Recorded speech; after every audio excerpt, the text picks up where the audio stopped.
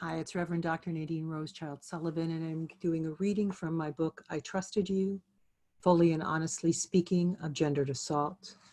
Of course, there is a trigger warning on these readings because we're discussing sexual assault. I will be reading a poem, a memoir, and a poem. The first poem begins on page 212, and it is called, They Call It Post-Traumatic. They call it post-traumatic. That I flash back again every time we make love to rapes long ago and struggle to undo, labor to purge old with new. Would that it were post, but it is trauma wrought anew, lying under you, memory and sensation, one. And this is that returned again, this socially coded act, your dominance writ in my submission, this thrusting lacking tenderness, your pornographic eye, this emptiness in heart for time you did not invest in me, not the making of love, not post-trauma new. The memoir is entitled Uncle Charlie and begins on page 125. Charlie was blood to me.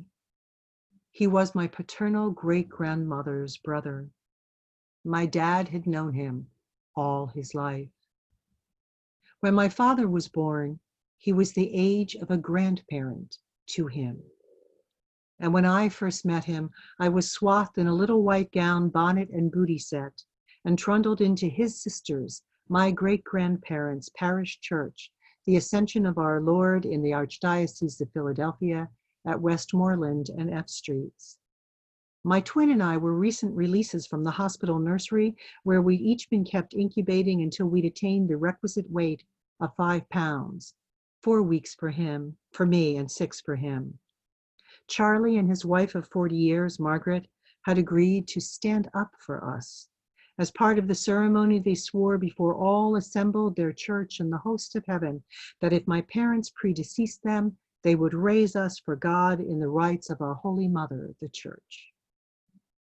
I didn't see him often, but my parents would sometimes take my siblings and me to visit them, and my grandmother took me for an entire week the summer I turned 12 and again the summer I turned 14. I remember sitting on their enclosed front porch listening to the three of them talk as people in the neighborhood passed by on the street out front. I remember Breyer's peach ice cream and the sudden rush of spicy bubbles when they let the cap off a new bottle of Canada Dry ginger ale and poured me a glass as they settled down to their evening shots of Crown Royal on the rocks. And I remember the cards they sent. Every Christmas and birthday without fail, $5 would arrive in the mail, which I would then dutifully turn over to my father against my will, to be deposited in my savings account that had his name on it in trust for my 25th birthday. And when in the same summer my older brother and I got our driver's licenses, one of our first big adventures was to brave the forbidding stretches of the Pennsylvania Turnpike and the Schuylkill Expressway between our home in Willow Grove and their home in Clifton Heights. I didn't know them well, but I treasured the thought of them, my own godparents, separate from my sisters and brothers, my Aunt Margaret and Uncle Charlie, sweet old people who seemed just as ancient when I was newborn as they seemed unchanged when I was 17. God-fearing folk who went to church regularly and served as icons of the person I was expected to become. Sometime after I left home, I got the word that Aunt Margaret was changing. She was becoming senile. And so my parents were taking her and Uncle Charlie in. They arranged the bedrooms and gave my younger sister's room to Uncle Charlie and Aunt Peg, the altered version of my icon Aunt Margaret. As he always had, Uncle Charlie went to Mass every day, and he convinced my parents to join the Blue Army, a Catholic dedication to praying the rosary daily for the salvation of the world. And other things happened. I heard how Aunt Peg came running down the stairs and out onto the front lawn naked, a psychic scar I'm sure my then adolescent brothers still bear to this day, because that man, her husband, wouldn't leave her alone.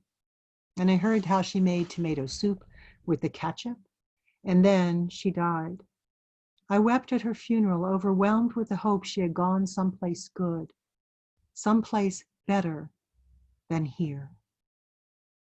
Weeks passed, and one day while I was visiting, Uncle Charlie asked me to come upstairs for a minute. He had something for me. When I got to the doorway of their second floor room, he went over to their dresser and brought back Aunt Margaret's engagement ring. It had a raised rectangular platinum platform with 2 filigree platinum hearts on each of the long sides and 2 diamonds on top. "We didn't want to bury her with it," he said, "and I know she'd want you to have it." Tears filled my eyes.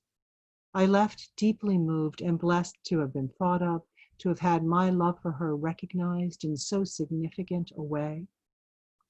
A few weeks later, I was visiting my parents again, and Uncle Charlie did the same thing.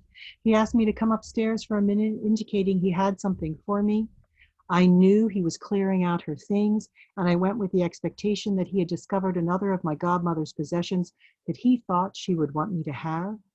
When we reached the doorway of the room, suddenly Charlie spun on his heel and planted his right hand firmly on my left breast and his mouth tightly on mine. I knocked him off and turned and ran down the stairs out of the house and to my car. In a flood of tears, I drove to my best friend, Regina's house. I remember crying so hard I was having trouble seeing. I remember almost swerving into an occupied lane to the right of me and ducking back into the left, realizing I hadn't even seen the other car. Regina listened patiently as I unburdened my heart to her, encouraging me to tell my parents. I remember saying, "I can't tell. They won't believe me." He was the pillar of the church, the devotee of Mary, a member of the Blue Army, a daily communicant. I remember "I can't tell" being followed with the thought, "I have to tell. I have 3 younger sisters in that house." For the next few weeks, over and over in my head, I repeated those conflicting mantras, torn between the urgency to tell and the surety that telling would protect no one because I would not be believed. About 3 weeks after Charlie molested me, my parents went away on vacation, leaving the oldest sibling still living home to watch the youngest. The phone rang. On the other end, one of my younger sisters sobbed out my name, simply followed by the words, "Uncle Charlie." I started for my car. A friend and roommate there when the call came, seeing my condition, stepped in, took my keys and drove me. We picked up my sister and took her back to the safety of our home. There we talked, we listened to her, we encouraged her, we fed her M&Ms, we reconfirmed her worth, we assured her that she had done nothing wrong. She had been sitting on the couch. Charlie sat down next to her, which was not at all unusual. Suddenly he leaned over and kissed her, as he simultaneously tried to slip his hand beneath her shirt. She also had broken away and immediately called. When our parents got back, before we could get there, the siblings who had been babysitting described to them how I had swept her in and spirited my sister away. As we entered our house, our parents sent her upstairs to interrogate me. How dared I have taken her away without their knowledge and permission? I began to explain what Charlie had done. In unison, both parents and one brother leapt to their feet as though stung, loudly exclaiming, "She's lying! You're lying!" That attack was followed by Dad pounding his fist on the table, demanding, "What did you tell her about sex that she was able to make up this lie?" My younger sister was the model of veracity. She had never been spanked, not because our parents didn't believe in spanking, but because at the first hint of adult or older sibling displeasure, she would hop up and comply. Nothing about her deserved even the hint of a suggestion that she would lie. She may even, at least at that age, have been constitutionally incapable of lying. And nothing about her accusation revealed any actual knowledge of sex. From a purely physical perspective, what Charlie had done was minimal. He had not gotten far. She had gotten out of it. She had gotten away. Charlie was called in for questioning. Looking me defiantly in the eyes, he stood and denied touching her. Then finally I told what he had done to me just weeks before. That he did not deny. Instead, he justified. In front of me, he responded, "But she lives on her own. She's a woman of the world." In that instant, he finished the betrayal he had begun by touching me, and for me, his humanity evaporated. He showed me that to him, his years as my godfather did not matter. His vow in the church before God, with me, an infant in his arms, did not matter. Neither did it matter to him that I was blood. The 62-year difference in our ages, 83 to 21, did not matter. All that mattered was that I was female, and female in a way he felt made me questionable. I had left home. I must be a whore, a slut. I must be indiscriminately sleeping with men.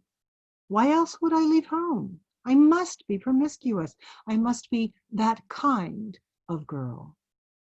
Since I was, in his imagination, dishonorable, he had the right to take what I had not even conceived it possible to desire or to give.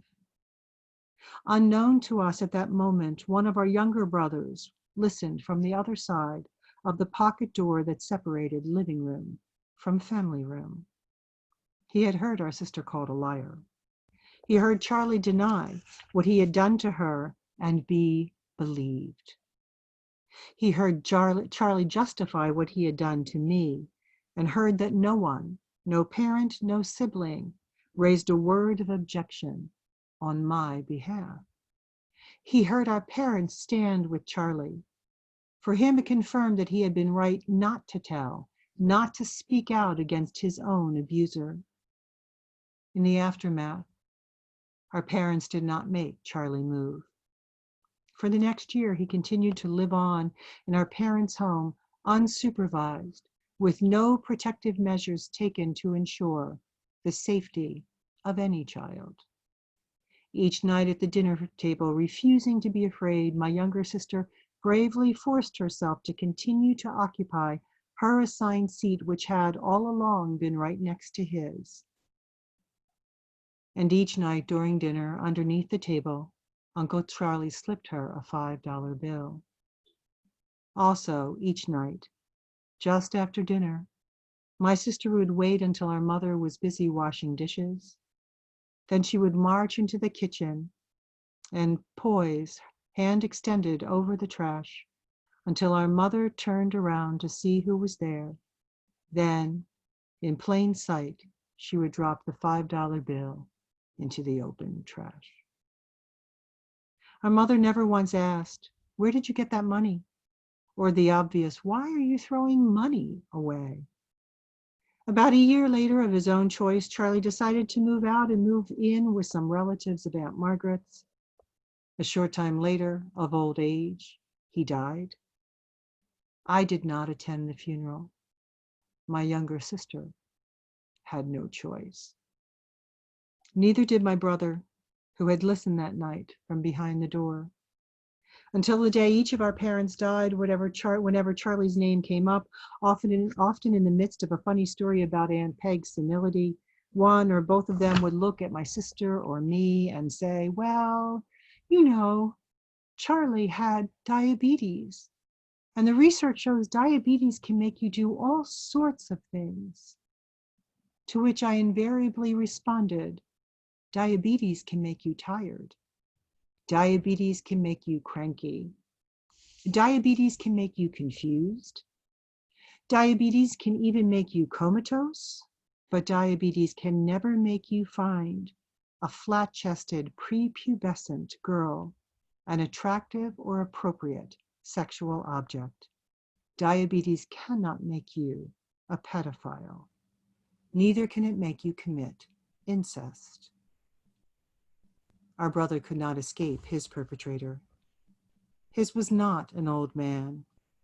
He was not able to knock him off or get away. For him, the abuse began about the age of 5. The night he listened outside the living room door, he was 10.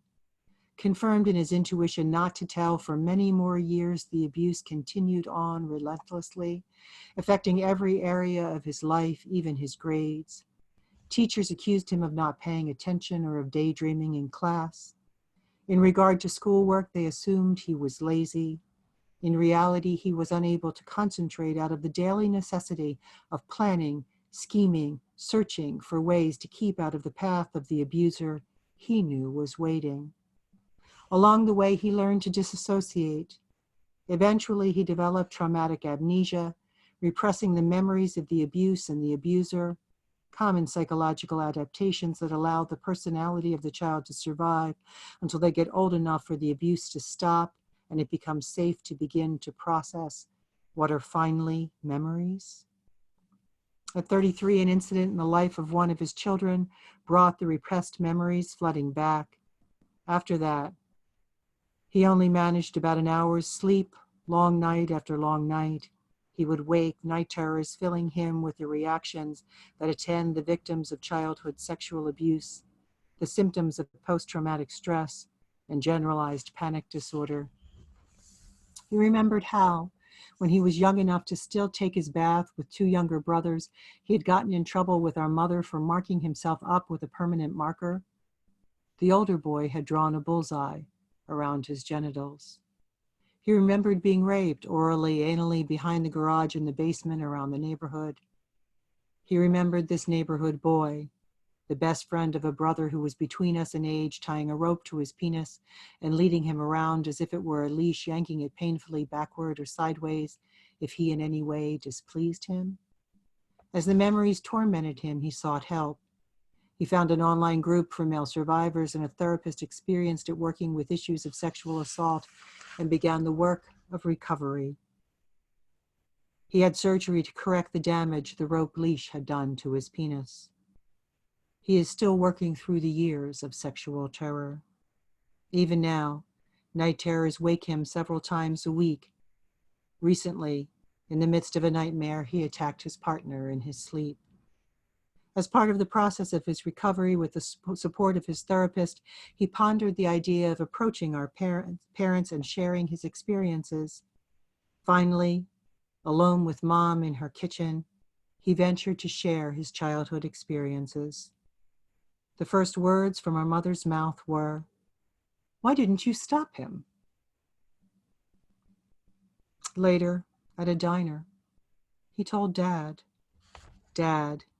dubiously, as though questioning whether or not the former 5-year-old had been a willing participant, paused, then drew out the words, "He forced you?" as a question. And to close, I'm reading from a poem on page 200 called "The Better Man."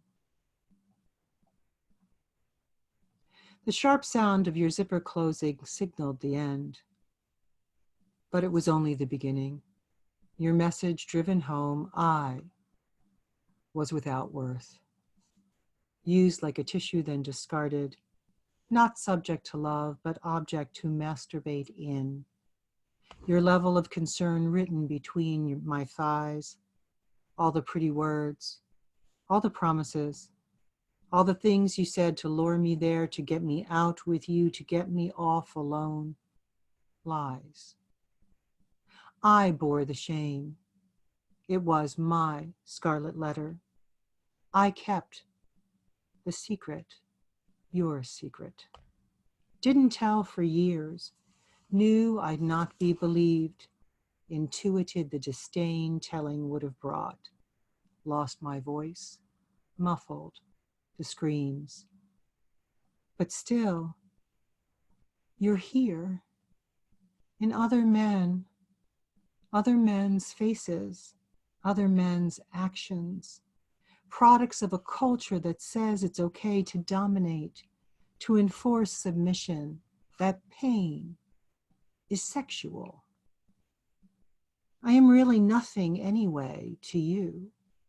not fully human, not worthy of concern, nothing to be honored, let in, given place, promoted.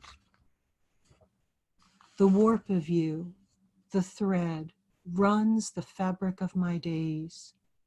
You were the better man, the one fit to survive, victor in the conquest, and I, the vanquished, still. If I reclaim the voice, if I unmute the scream, is there any way to make you hear, to get into your head, till you see me, human, too? Till you see, I think, feel, love, hurt, bleed. In all your intimate violence, it's been I who was the better man. Better men don't always win. There is trauma-informed therapy available.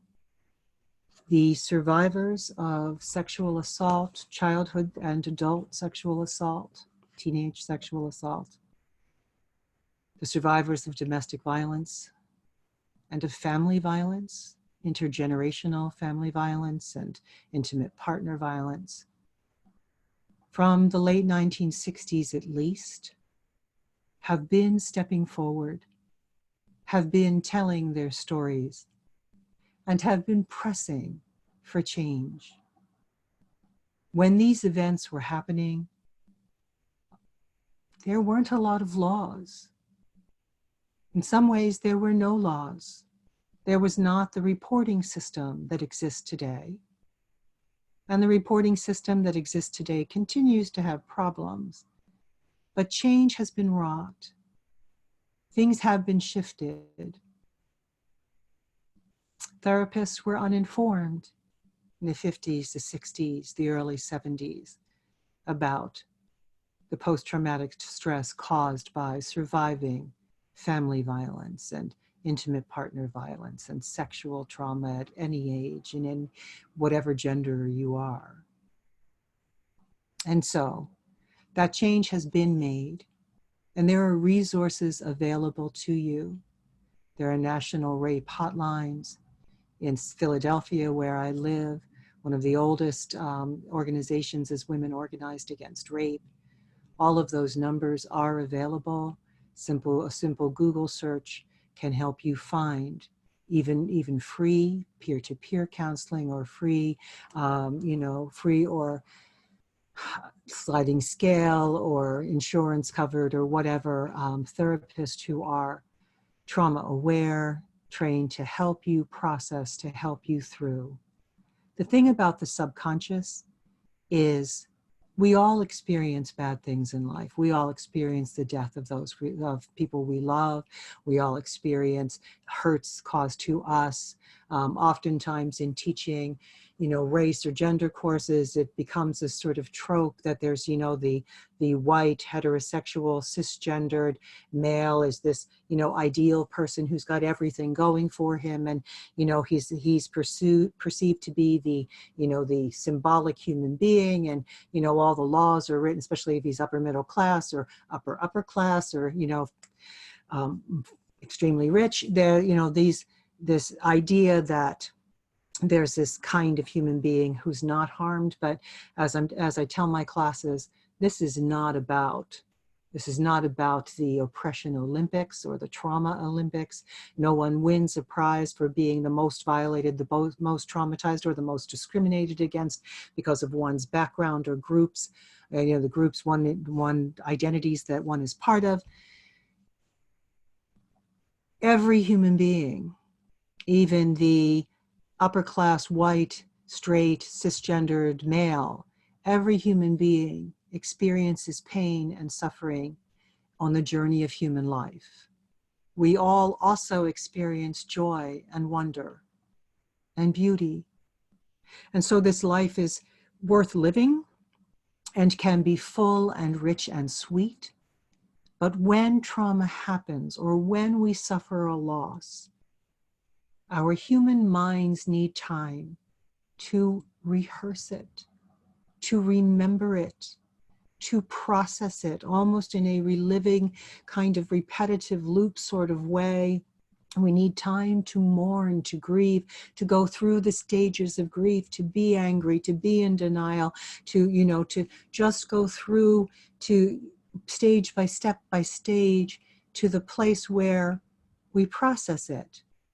If what happened to us happened young and happened repetitively, and it was not a singular event or an event that had long distances in between it, but was something ongoing, then we're highly likely to have repressed the memories of it, and to have done some level of dissociation, and to have formed a personality that could deal with, school and daytime and family and whatever, and another personality that took the brunt of it at night in the dark, or where we were being abused, and so to repress those memories, and we may not remember all of what happened to us, but we might be traumatized by ongoing nightmares.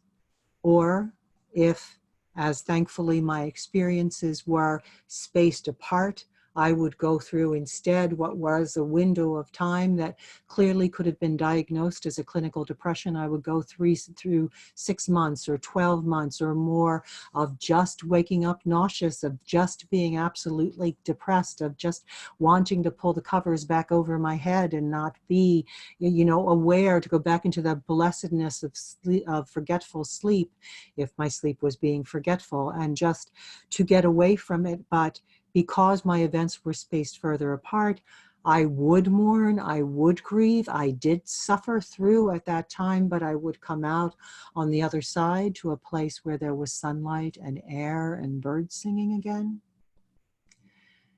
Whatever you have lived through in life, whatever traumas, however they compare or don't compare to anyone else's, even if it was bullying in grade school by the other kid, for being chubby, whatever you have lived through, any help you need processing it, please seek a trauma-informed therapist. Please seek someone who can be there. Please call the hotlines. There are hotlines for domestic violence, hotlines for sexual assault.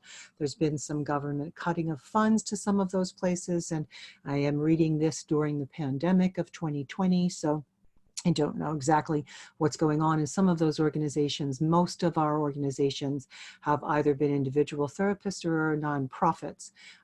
There have sometimes been federal monies or state monies that have come to the nonprofits, but they are largely funded by individual donations and founded by individuals who were survivors and who built the organization as ways to deal with it. They're online. So I talked about my younger brother, found some online resources for men who had survived sexual trauma. Seek the help you need. My information is below in the description box, but seek the help you need to move forward in your life. And if you have blessedly somehow escaped most of what I'm talking about in this book, escaped domestic violence, escaped interpersonal and sexual assault violences, and you've managed to have those experiences of being safe, and you've not been traumatized in these ways, hear the experience of those around you, because guaranteed a large number of people have had these experiences. As a culture, we need to stop treating sex or relationships as the space of domination and subordination, as the space of inflicting pain, as the space of taking out our insecurities on someone who is in some way classed as weaker, a child or a female or a man who might appear in someone's mind to be gay or gender non-conforming person or whatever. We need to stop using sex as a weapon. We need to stop using sex for harm. We need to stop using family relationships for harm. We should treat best those we love most. Instead, as a culture, we have a habit of being really nice to strangers and acquaintances and coworkers and, you know, the people and fellow students or whomever we've got to deal with in the social world, and coming home and letting all our stuff out on those who are in our family, those who we feel like can't leave us, can't get away. Sometimes we're even damaged enough that we're dumping our stuff on them to make them prove to us they'll take it because that's the only way we can feel loved. There's help available for all of us. If you've been blessed to escape, understand those who haven't, and whatever is going on, set yourself. Whatever you've done or not done in your life's journey, set yourself to not do harm to others moving forward. Be blessed, be well. May this book and its really difficult topics be a blessing to you to realize wherever you are, whatever you've been through, you are not alone. There is light at the end of the tunnel. There is hope and light and love and peace again. And in the words of Holly Hobbie, you can make your life full and rich and sweet. Be well.